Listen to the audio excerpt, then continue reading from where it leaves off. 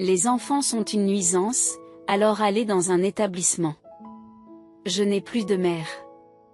Je m'appelle Hélène Gray. Je suis encore en 5e année d'école primaire et je vis avec mon père et ma mère dans une famille de 3 personnes. Mon père est très chaleureux et m'emmène souvent en vacances. Ma mère agit normalement quand mon père est là, mais quand il n'est pas là, elle peut être froide et difficile à approcher. Je m'en vais. Comme d'habitude, mon père est parti travailler tôt le matin. Pendant qu'il prenait son petit déjeuner, je l'ai appelé « Prends soin de toi ». En regardant l'horloge, il était presque l'heure d'aller à l'école. Je me suis dépêchée de finir mon petit déjeuner et de changer de vêtements. Merci pour le repas. Après avoir terminé, j'ai mis la vaisselle dans l'évier et je suis retournée dans ma chambre pour me changer. Un instant. Ma mère m'a rappelé, et quand je me suis retournée, elle me montrait l'évier du doigt. Qui va les laver? Son regard était sévère et elle semblait en colère. Normalement, je me serais changée et je serais allée à l'école, mais j'avais l'impression que je me ferais gronder si je faisais cela. Je vais les laver moi-même. Lorsque j'ai dit cela d'une petite voix, ma mère a soudain crié « Quoi? Je ne t'entends pas. » Mon corps a sursauté. Cependant, sentant que j'avais tort, je me suis excusée. Je suis désolée. Je les laverai moi-même. C'est ça. À partir de maintenant, occupe-toi de tes propres affaires. En colère, ma mère a jeté son tablier sur le canapé et est retournée dans sa chambre. En réfléchissant à ces paroles, j'ai compris que je devais m'occuper de mes affaires moi-même. J'ai donc nettoyé après le petit déjeuner et j'ai quitté la maison. En discutant avec des amis à l'école, le sujet des parents a été abordé. À les écouter, leur mère semble gentille, bien qu'elle se fâche parfois, leur relation semble bonne. Comment est ta mère, Hélène? M'a-t-on soudain demandé. Et j'ai hésité à répondre. Cependant, j'ai pensé que ma perception de la froideur de ma mère était peut-être un malentendu, et qu'elle était irritée parce que j'avais négligé mes responsabilités. Alors j'ai répondu qu'elle était très gentille. Mes amis m'ont répondu que c'était gentil, mais je me suis sentie en conflit. Lorsque je suis rentrée à la maison et que j'ai dit que j'étais de retour, il n'y avait aucun signe de ma mère. Pensant qu'elle était peut-être partie faire des courses, j'ai commencé mes devoirs dans ma chambre. En un rien de temps, il faisait complètement noir dehors et l'horloge indiquait qu'il était l'heure du dîner, mais ma mère n'était toujours pas rentrée. Au bout d'un moment, j'ai entendu des bruits à l'entrée et le bruit de quelque chose que l'on déplaçait dans l'ouverture du réfrigérateur. Lorsque j'ai jeté un coup d'œil dans la cuisine depuis la porte de ma chambre, j'ai vu ma mère. Ayant faim, je me suis approchée de la cuisine et je l'ai saluée en lui disant « Bienvenue. Je suis de retour. » À sa brève réponse sans se retourner, j'ai compris qu'elle était toujours de mauvaise humeur. Qu'est-ce qu'on mange ce soir? Demandai-je en souriant. Mais ce fut une erreur. Ma mère s'est retournée avec une expression effrayante. Qu'est-ce qu'il y a? Ne t'ai-je pas dit de t'occuper de tes affaires, Ton père va bientôt rentrer, et je suis occupée à préparer le dîner. Incapable de dire quoi que ce soit de plus, j'ai commencé à contre-séure à préparer des nouilles instantanées, juste au moment où mon père est rentré à la maison. J'y suis rentrée. Entendant la voix de mon père, ma mère a immédiatement pris les nouilles instantanées que je tenais. Alors que j'étais désorientée par ses actions, mon père est entré dans la cuisine. Oh, nous commençons à peine le dîner. En voyant le visage de mon père, j'ai senti les larmes monter. Bon retour parmi nous. Aujourd'hui, les courses ont pris un peu de temps. Alors je vais commencer à préparer le dîner. Papa et Hélène, veuillez patienter encore un peu. Le visage de ma mère s'est adouci. Je ne savais pas si elle n'était plus en colère, mais l'idée de manger le repas qu'elle préparait me rendait heureux. Plus tard, nous avons dîné en famille et nous nous sommes amusés à faire des jeux avec mon père. Peut-être que ma mère était encore un peu de mauvaise humeur. En m'endormant, je me suis dit que si je m'occupais bien de mes affaires, je ne me ferais plus gronder. Dès le lendemain, je me suis efforcée de gérer mes propres affaires. J'ai fait la vaisselle après le petit déjeuner, j'ai plié le linge moi-même et je l'ai rangé dans l'armoire. Je nettoyais ma chambre et, les jours où ma mère était en retard, je préparais moi-même des nouilles en 8 minutes. Espérant un compliment de ma mère, mon visage s'est naturellement éclairci. Bien qu'elle ne m'ait pas encore félicité, elle se met moins souvent en colère. C'est agréable de passer des moments heureux avec mon père et nous trois en tant que famille lorsqu'il est à la maison. Une nuit, je me suis réveillée en entendant des gémissements et j'ai réalisé que c'était le milieu de la nuit. Effrayée et pensant qu'il s'agissait peut-être d'un fantôme, je me suis recouverte de ma couverture. Les gémissements ont continué et bientôt, tremblant de peur, j'ai entendu le son d'une sirène d'ambulance. L'ambulance s'est arrêtée tout près de notre maison et la façade de la maison est devenue bruyante. Pour la première fois, j'ai réalisé qu'une ambulance s'était arrêtée devant notre maison. J'ai sauté du lit, paniqué, et j'ai vu que c'était mon père qui était transporté par les ambulanciers. « Papa !» j'ai crié en voyant son visage pâle et douloureux. Les larmes aux yeux, je me suis accrochée à un secouriste et je l'ai supplié.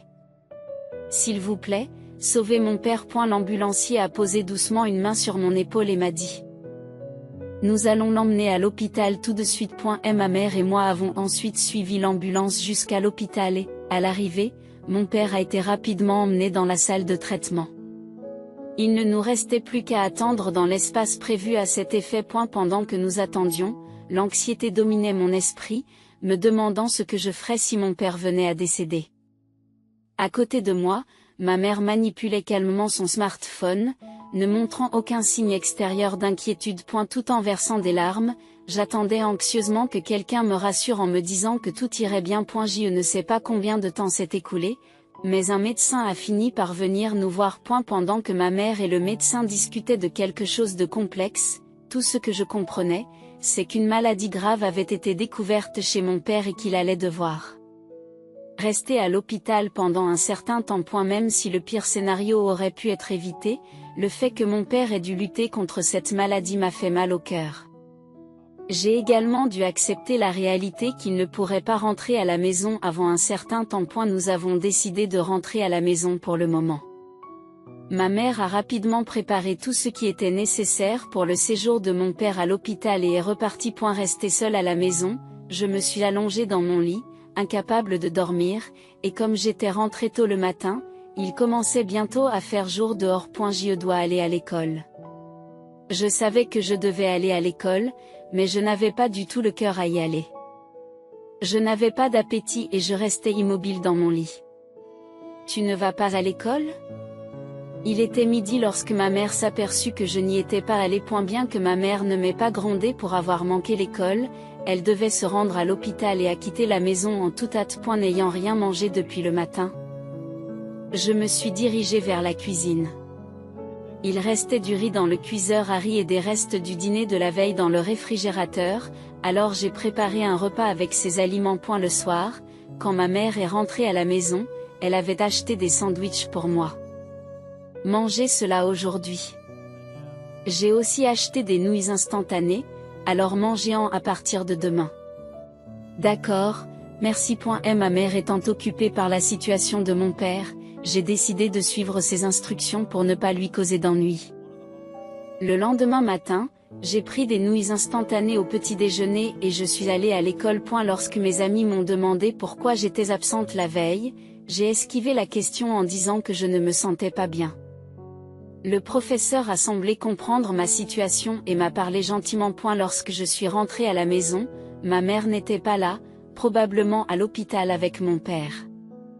En y réfléchissant, j'ai commencé à faire mes devoirs. Je voulais aussi rendre visite à mon père et j'avais l'intention de demander à ma mère si nous pouvions y aller ensemble lors des prochaines vacances. Pendant que je faisais mes devoirs, le téléphone a sonné, et comme il n'y avait personne d'autre à la maison, j'ai décidé de répondre. « Bonjour. Hélène, c'est toi. Qu'est-ce que tu fais ?» C'était mon père au bout du fil, et entendre sa voix m'a fait couler des larmes. Papa, ça va? Je veux te voir. Pendant que je pleurais, mon père m'a parlé avec gentillesse et un sourire dans la voix. Je suis désolée de t'avoir inquiété. Il n'y a plus de problème maintenant. Papa veut te voir. J'aimerais que maman et toi veniez me rendre visite. Oui, oui. Oui. J'en parlerai à maman. C'est bien. Est-ce que maman est là avec toi? La question de mon père m'a laissé un peu perplexe. Maman n'était pas à la maison, et je pensais qu'elle était à l'hôpital. Maman n'est pas là. Elle est peut-être à l'hôpital. Lorsque j'ai répondu, mon père a semblé se rendre compte de quelque chose et a commencé à parler de façon détournée. Ah, je vois. C'est vrai. Je suis rentrée à la maison il y a peu de temps. Je pense qu'elle sera bientôt de retour. Hélène, tu manges bien? Oui. Maman m'a acheté des nouilles instantanées, alors ça va. Après ma réponse, il y a eu un bref silence de la part de mon père avant qu'il ne change de sujet avec une simple IC. Après la conversation avec mon père, j'ai entendu la porte d'entrée s'ouvrir, signalant le retour de ma mère. Papa avait demandé à parler à maman, alors je lui ai tendu le téléphone quand elle est rentrée. Maman semblait un peu secouée lorsqu'elle a pris le téléphone et parlé avec papa. Lorsque maman est rentrée, je sentais une odeur de tabac sur elle, ce qui m'a fait me demander où elle était allée avant de retourner dans sa chambre. Le lendemain, quand j'ai demandé à maman si nous pouvions aller à l'hôpital ensemble, elle a fait une expression complexe, mais a finalement accepté de m'emmener. Les retrouvailles avec mon père ont été longues à venir. Elle était branchée sur une perfusion, mais dès qu'il m'a vue, il a affiché un grand sourire. Hélène, je suis si content que tu sois venue. J'ai instinctivement pris mon père dans mes bras et j'ai failli pleurer en le voyant si énergique, mais je me sentais très heureuse. Après avoir discuté avec mon père, j'ai quitté la chambre d'hôpital, car il était temps que ma mère revienne. Lorsque je me suis retournée, mon père m'a fait un signe de la main en souriant et m'a dit « Reviens me voir. » J'étais loin de me douter que ce serait notre dernière conversation. Peu de temps après, l'état de mon père s'est soudainement aggravé et il est décédé. Je n'arrivais pas à croire à la réalité et je me suis habillée en noir, comme ma mère me l'avait demandé, pour assister à l'enterrement. De nombreuses personnes se sont rassemblées à l'enterrement pour faire leurs adieux à mon père. Ma mère est restée calme pendant toute la cérémonie. En la regardant, j'ai presque eu l'impression que mon père était encore en vie. Alors que je me tenais distraitement dans un coin de la salle, quelqu'un s'est approché de moi. « Et, tu n'es pas Hélène ?» En me retournant, j'ai vu une femme habillée de façon plutôt flamboyante qui se tenait là. Ne sachant plus qui elle était, la femme s'est assise à côté de moi. Et a commencé à parler. « Cela fait longtemps, n'est-ce pas? Je suis ta tante, la sœur de ton père. » Maintenant qu'elle en parlait, je voyais la ressemblance avec mon père. Je ne connaissais pas ma tante, mais j'avais entendu mon père parler de sa sœur. Ma tante. Oui, ma tante. Tu ne trouves pas que je ressemble à ton père, dit-elle en riant. Et son visage ressemblait en effet beaucoup à celui de mon père. À ce moment-là, ma tante m'a soudain serré très fort dans ses bras. C'est normal de pleurer, Hélène. Tu as bien fait, dit-elle, et sans m'en rendre compte, mes larmes se sont mises à couler encore plus fort. J'ai eu l'impression d'avoir vraiment accepté la réalité, à savoir que je ne reverrai plus jamais mon père à ce moment-là. Après que ma tante m'a doucement caressé le dos et que je me suis un peu calmée, je l'ai remerciée et je suis allée chercher un verre. Dans la chambre, j'ai trouvé ma mère qui m'a fait une remarque froide en voyant mon visage baigné de larmes. « Tu as pleuré? Quelle honte !» Ces paroles froides m'ont transpercé le cœur. « Maman, tu n'es pas triste ?» demandai-je, choquée qu'elle ne semble pas avoir de chagrin du tout. Être triste ne changera rien. « Il est parti maintenant, » répondit froidement ma mère.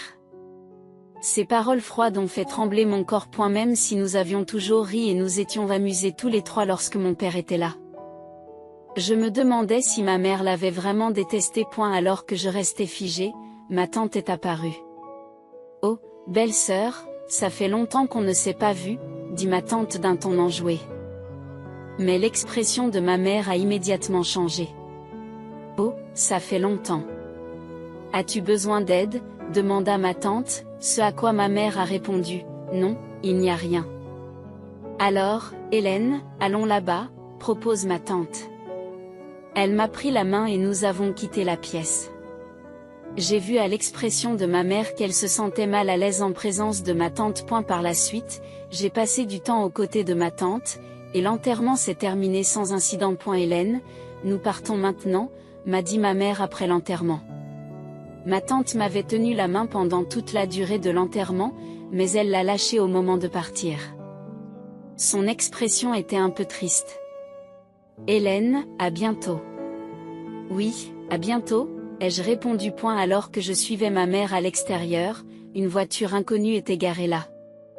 Désolée de t'avoir fait attendre, dit ma mère en ouvrant la portière. Un homme inconnu était assis sur le siège du conducteur, et j'ai senti une résistance à monter dans la voiture, inconsciemment. Ne traîne pas, monte vite, m'a demandé ma mère d'un ton que je n'avais jamais entendu de sa part auparavant. À contre-séure, je suis montée dans la voiture. Et la voiture s'est mise à rouler dans la direction opposée à celle de notre maison. Je continuais à regarder par la fenêtre.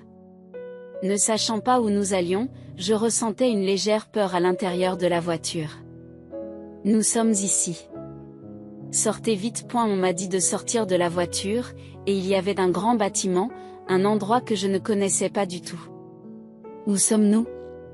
Demandai-je tandis que ma mère allumait une cigarette.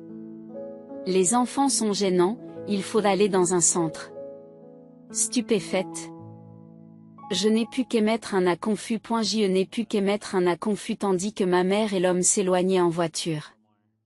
J'ai désespérément poursuivi la voiture, mais j'ai trébuché et n'ai pas réussi à la rattraper, ce qui m'a obligé à abandonner la poursuite. Alors que je retournais à l'endroit où j'avais été laissé, une voiture s'est arrêtée à côté de moi.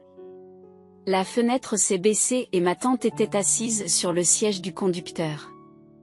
Je ne m'attendais pas à ce que les choses se passent ainsi.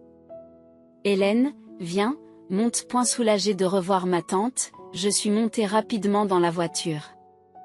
Elle m'a tapoté la tête et, en réponse à sa gentillesse, les larmes ont commencé à couler doucement. Combien de fois vas-tu pleurer aujourd'hui ? Pauvre petite chose. Après avoir roulé pendant un certain temps, nous sommes arrivés à une maison qui semblait être celle de ma tante. En entrant, une voix d'homme nous a chaleureusement accueillis en nous souhaitant la bienvenue. Je me suis instinctivement cachée derrière ma tante, mais elle a ri et m'a rassurée, ce n'est pas grave. Alors que je regardais timidement la personne, un jeune homme se tenait là, souriant chaleureusement. Surpris ? Je m'en excuse. En fait, je suis le mari de cette dame. Vous pouvez donc m'appeler mon oncle. Il me tendit la main avec un sourire amical. Rassuré, je lui ai serré la main et il a souri à nouveau. Vous devez avoir faim, n'est-ce pas ? Le dîner est prêt. Il faut que tu manges bien et que tu deviennes fort. Tu es aussi difficile qu'une mère. Leurs plaisanteries m'ont fait rire, et c'est à ce moment-là que mon estomac s'est mis à gronder. J'ai rougi de gêne et ils ont ri encore plus. J'étais soulagée de pouvoir enfin profiter d'un dîner amusant, ce qui m'avait manqué pendant si longtemps. Après le dîner, on m'a préparé un bain et on m'a mis un pyjama pour que je me change. Quand je suis allée dans le salon, ma tante avait préparé du lait chaud. Du lait chaud, hein ? Tu n'es pas un peu trop vieille pour ça ?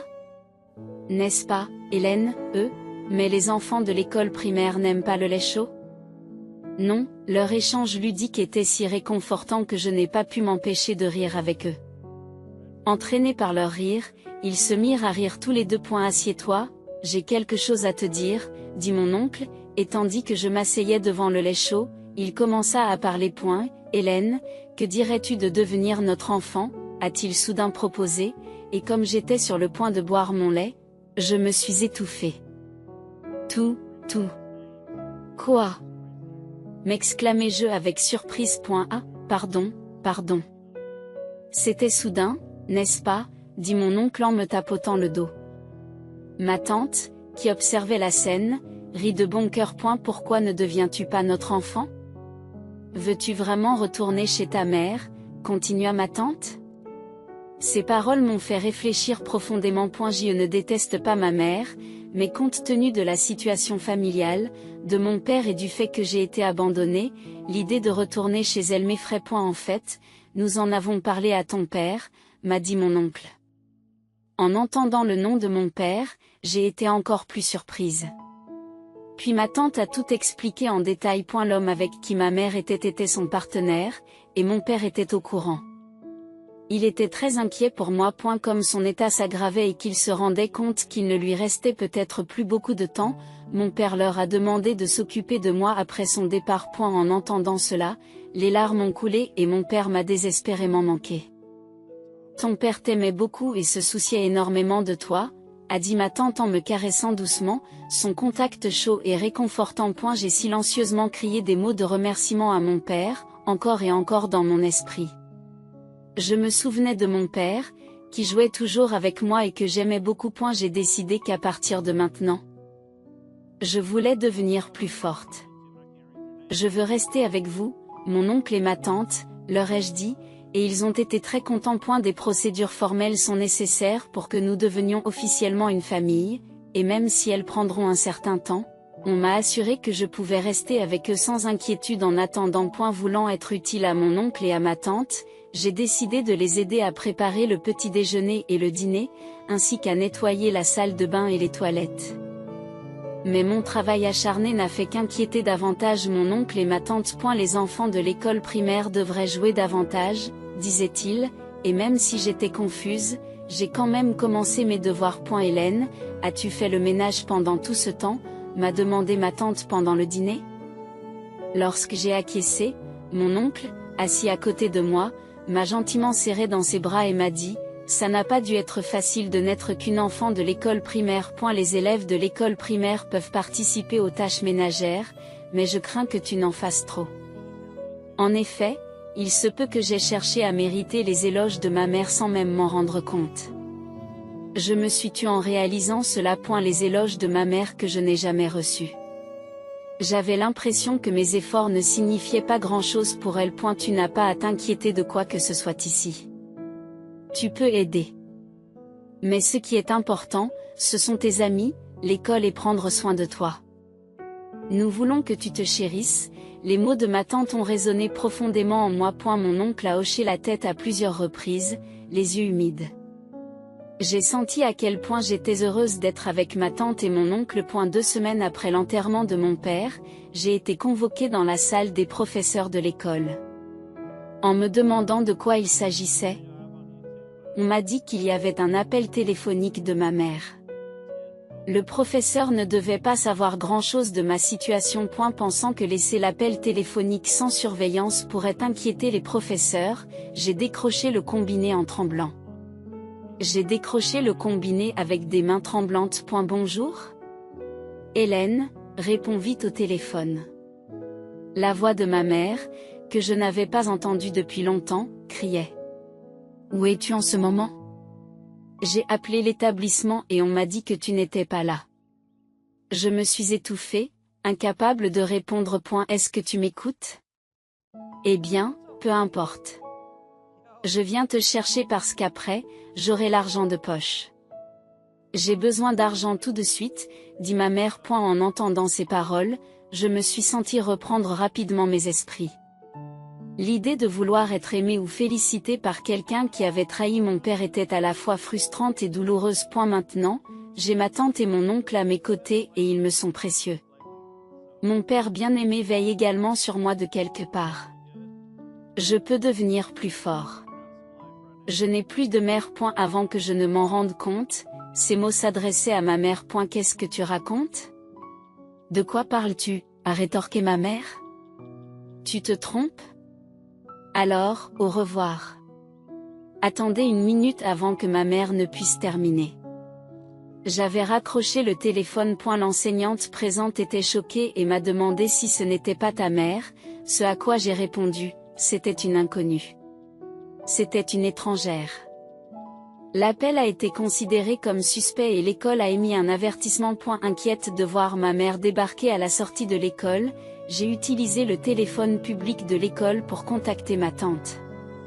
Ma tante m'a promis de venir me chercher immédiatement et elle est effectivement arrivée peu après. Elle a expliqué la situation aux enseignants de l'école qui ont décidé de contacter les services de protection de l'enfance. Après mon retour à la maison, Ma mère est effectivement venue me chercher, mais les enseignants se sont occupés de la situation et elle est partie de mauvaise humeur. Bien que ma mère n'ait pas remis les pieds à l'école, pour ma sécurité, mon oncle ou ma tante ont commencé à venir me chercher à la fin des cours. J'étais reconnaissante à mon oncle et à ma tante de me réconforter, mais ils m'encourageaient joyeusement à ne pas m'inquiéter. Grâce au soutien de mon oncle et de ma tante, j'ai pu mener une vie heureuse. Les professeurs de l'école sont gentils et je me sens soutenue par de nombreuses personnes. Un jour, le téléphone de la maison a sonné. Ces derniers temps, je répondais de plus en plus souvent à des appels chez ma tante. Comme d'habitude, j'ai répondu joyeusement au téléphone en disant bonjour. Cependant, la réponse était une voix que je ne voulais pas entendre. Oh, ce n'est pas Hélène? Je pensais que tu n'étais pas à l'établissement, mais tu y es finalement. Dès que j'ai entendu la voix de ma mère, j'ai sursauté. Comment savait-elle que j'étais ici? Je ne l'avais dit à personne. Arrête de rester là-bas et reviens vite. Les choses sont difficiles ici, a poursuivi ma mère de manière unilatérale. D'après ma mère, la société de son partenaire a fait faillite et elle est en difficulté financière. Malgré les intentions de ma mère, tout ce que je percevais, c'était sa dépendance financière à mon égard, qui devenait évidente au fur et à mesure qu'elle continuait à plaider au téléphone. Auparavant, lorsqu'elle avait appelé l'école, elle avait fait part de ses problèmes financiers, ce qui indiquait sa situation économique désastreuse. Alors que je restais silencieuse, la colère de ma mère s'intensifiait. Au milieu de ses cris, ma tante m'a soudain pris le téléphone. Je me suis retournée pour la voir sourire, mais son expression s'est rapidement transformée en colère. Réponds au moins. Est-ce que tu écoutes au moins ce que ma mère a crié? Ça suffit. Je t'entends, a répondu ma tante avec fermeté. Et la voix de ma mère s'est éteinte au téléphone. Mon cœur battait la chamade pendant la confrontation. Comment peux-tu ne pas avoir honte? Dire à sa fille de revenir pour de l'argent, ce n'est pas une blague. Qu'est-ce que tu crois qu'Hélène et ma tante la confrontaient? Ce ne sont pas vos affaires. Hélène est ma fille, rendez-la moi. Ma mère a argumenté. Pourquoi avez-vous laissé votre fille devant un établissement alors? Arrêtez de faire des arguments commodes, a rétorqué ma tante. Je vais appeler la police. Je vous accuserai d'enlèvement, menaça ma mère. Allez-y, dites-le. Nous avons des preuves de toutes les choses terribles que vous avez faites à Hélène, nous pouvons les partager aussi. En fait, nous accueillons volontiers la police, cela permettrait de régler les choses plus rapidement, a dit ma tante avec assurance. Ce que ma mère a crié et je me suis sentie coupable, comme si je causais plus de problèmes. À ce moment-là, sans que je m'en aperçoive, mon oncle est revenu et me tapote doucement l'épaule. C'est bon. Laisse-nous faire. C'est une affaire d'adulte. Mon oncle m'a ensuite pris la main et m'a préparé du lait chaud. Hélène, tu aimes le lait chaud, n'est-ce pas? Tu en bois beaucoup. Oui, c'était délicieux la première fois que je l'ai goûté. J'ai adoré. Répondis-je. En entendant cela, mon oncle a souri joyeusement. À au bout d'un moment, ma tante est revenue dans le salon et a remarqué mon air inquiet, m'ébouriffant les cheveux tout en parlant. Qu'est-ce qui se passe avec ce visage? Il n'y a pas de quoi s'inquiéter. Nous ne la laisserons pas gagner. Tout en arrangeant mes cheveux, je leur ai exprimé ma gratitude. Plus tard, j'ai aidé à préparer le dîner. En vivant avec mon oncle et ma tante, j'ai réalisé à quel point les tâches ménagères pouvaient être agréables. Quelques jours plus tard, ma mère m'a de nouveau appelé. Mon oncle et ma tante avaient dit qu'il n'était plus nécessaire de répondre à ces appels. Mais je voulais leur être utile. Hélène? Maman a vraiment des problèmes. Aide-moi. Je l'ai déjà dit, mais je n'ai plus de mère. Comment peux-tu être aussi froide? C'est moi qui t'ai élevée. As-tu oublié les jours de plaisir avec papa? Au moment où ma mère a parlé de papa, mon cœur a battu la chamade, mais la colère est montée en moi. Oui, c'était vraiment amusant quand papa était là. Mais il n'y a que lui qui était gentil, et toi, tu m'as abandonné. J'ai crié plus fort que je ne l'aurais cru, et j'ai ressenti un grand soulagement en exprimant mes sentiments. Ensuite, j'ai contré ces paroles avec assurance. Tu es toujours mon enfant, n'est-ce pas? Je ne t'ai pas abandonné, je t'ai juste laissé temporairement.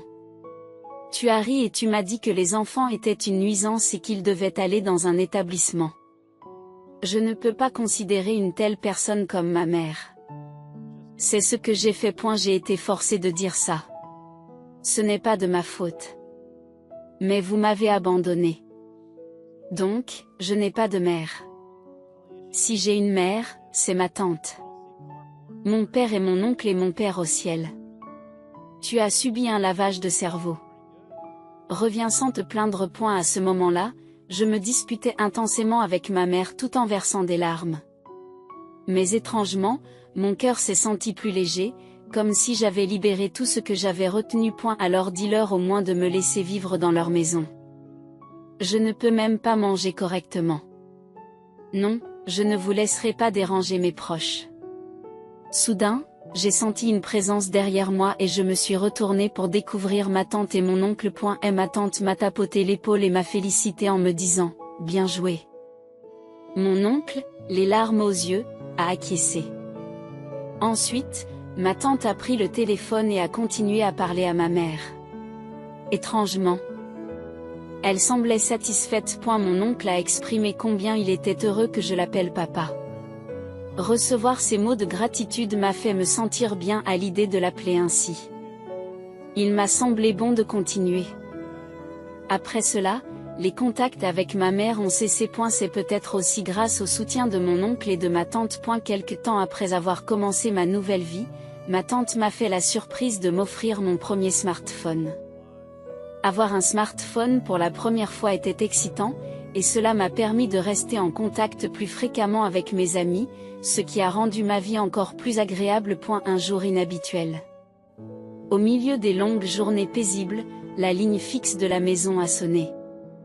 Depuis la situation de ma mère, l'école avait surtout contacté mon oncle et ma tante sur leur téléphone portable. Quant à moi, je communiquais généralement avec mes amis par l'intermédiaire de mon nouveau smartphone. Me demandant qui cela pouvait être, j'ai répondu au téléphone. Bonjour. Contrairement à ma voix optimiste, c'est une voix léthargique qui m'a répondu. Bonjour, c'est moi. Au début, je n'ai pas reconnu qui c'était, pensant qu'il s'agissait d'un faux numéro. Comme on m'avait appris à l'école à ne pas parler à des inconnus au téléphone, j'étais sur le point de raccrocher. Attends, c'est maman. As-tu oublié ma voix? Et, c'est maman. Ah. Maintenant que tu le dis. Quand elle m'a dit que c'était elle, j'ai écouté plus attentivement, et en effet, c'était la voix de ma mère. Elle était nettement plus faible qu'avant, ce qui la rendait difficilement reconnaissable. Tu vas bientôt entrer en 6e, hein? Il n'y a plus personne ici. Ma mère s'est mise à pleurer à ces mots. Alors que je me demandais ce qu'il fallait faire, elle a parlé d'un ton lourd. Le fait est que je suis à l'hôpital. Je suis tombée malade. J'ai pensé à mon père, mais sans tristesse. Au contraire, j'étais reconnaissante pour tous les bons souvenirs qu'il m'avait donnés. Alors que ma mère demandait de l'aide pour ses frais médicaux et ses soins, je me tue. Dites quelque chose. Pourquoi devrais-je m'occuper d'une étrangère comme vous? Je ne paierai pas tes factures d'hôpital. Et je ne demanderai pas à ma tante de le faire non plus. Ne soyez pas trop arrogant.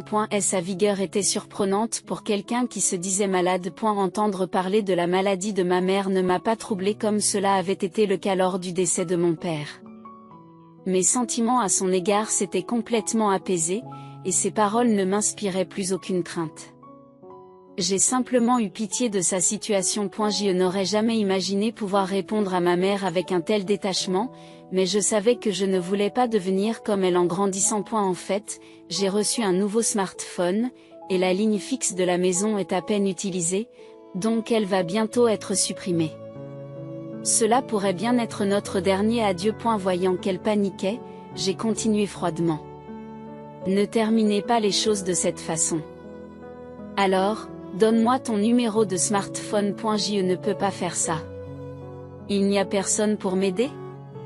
Il n'y a personne pour me soutenir. Alors, je ferai en sorte de contacter quelqu'un qui pourrait s'occuper de vous. Sa voix s'est brièvement éclaircie à mes mots, mais j'ai soupiré intérieurement. Avant de raccrocher, j'ai obtenu le nom de l'hôpital et j'ai immédiatement contacté ma tante. Lorsque j'ai rapporté cette interaction à ma tante, elle m'a félicité d'avoir géré la situation toute seule. Puis-je vous demander de vous occuper de tout contact ultérieur, ai-je demandé. Ma tante a accepté sans hésiter et m'a promis de contacter quelqu'un qui pourrait s'occuper de la situation. Quelques jours plus tard, j'ai remarqué que le téléphone de la maison sonnait sans arrêt. Supposant qu'il s'agissait probablement de ma mère, j'ai délibérément choisi de ne pas répondre. Ce soir-là, le téléphone a continué à sonner tard dans la soirée, même après le retour de ma tante et de mon oncle. Lorsque j'ai informé ma tante que le téléphone sonnait toujours, elle a soupiré et décroché le combiné. Comme prévu, c'était ma mère qui était au bout du fil, et un échange houleux s'est engagé entre elle et ma tante. Ma mère insistait pour me parler, mais ma tante refusait fermement. De l'autre côté de la ligne, il était clair que ma mère était furieuse que j'ai contacté son frère. En effet, la personne que j'avais demandé à ma tante de contacter était le frère de ma mère, mon oncle, dont je me souviens qu'il n'aimait pas ma mère. Le frère de ma mère est connu pour son entêtement et son sens profond de la morale, et il n'aurait jamais toléré la mauvaise conduite de ma mère. Lorsqu'il a appris la nouvelle par ma tante, il était furieux et a promis de venir immédiatement. Les retrouvailles entre les frères et sœurs après plusieurs années se sont terminées de manière désastreuse, ce qui a alimenté la colère de ma mère à notre égard. Habituellement calme, mon oncle a demandé à ma tante de lui passer le téléphone lorsqu'il a vu la situation s'envenimer. Cependant, son expression a changé dès qu'il a pris l'appel. Il devient encore plus effrayant que moi quand il est en colère, m'a murmuré ma tante. Oh, ça suffit. Si tu veux parler autant, je viendrai moi-même. Je t'obligerai à t'excuser devant un couloir. Malade ou pas, ça n'a pas d'importance. Prépare-toi, cria mon oncle. Après le coup de gueule de mon oncle, ma mère a raccroché, choquée. Oups, elle a raccroché. À la fin de l'appel, mon oncle souriait comme d'habitude. Il est vrai que lorsqu'une personne généralement calme se met en colère, cela fait peur. Par la suite, ma mère a été emmenée de force chez son frère. Et sa maladie s'est avérée moins grave que prévu et elle a rapidement quitté l'hôpital. Forcée de vivre et de travailler dans la ferme de son frère. Ma mère, qui avait initialement prévu un style de vie somptueux avec son amant, n'aimait pas le travail à la ferme, mais n'avait pas d'autre choix que de travailler sous les exigences sévères de son frère. N'ayant plus les moyens de s'offrir des marques de luxe, elle a commencé à porter des vêtements d'occasion donnés par des villageois. Entre-temps, la procédure d'adoption avec ma tante et mon oncle a été finalisée, et je suis officiellement devenu leur enfant. Nous avons célébré l'événement par une grande fête au cours de laquelle j'ai ri de bon cœur. À notre grande surprise, nous avons appris que l'année prochaine, un nouveau frère ou une nouvelle sœur rejoindrait notre famille, ce qui m'a rendue incroyablement heureuse et reconnaissante. Cette expérience a réaffirmé mon désir de chérir ce que signifie être une famille.